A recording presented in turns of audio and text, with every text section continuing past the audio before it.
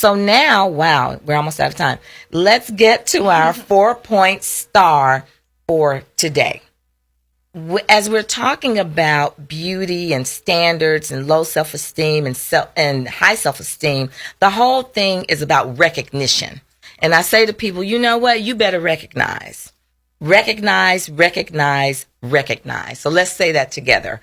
Recognize, recognize, recognize, recognize. Number one, recognize yourself. A lot of times, when you have low self-esteem, you tend to not look at yourself.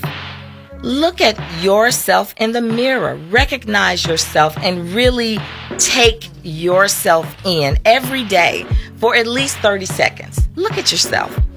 Next, you want to, now that you're looking at yourself, you want to recognize your strengths.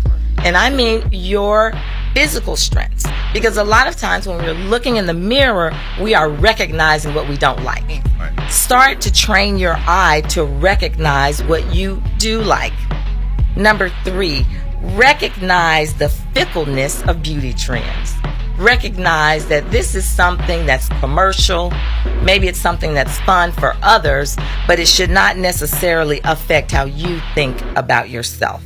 And lastly, recognize that self-esteem is your most attractive quality. Yes, it is.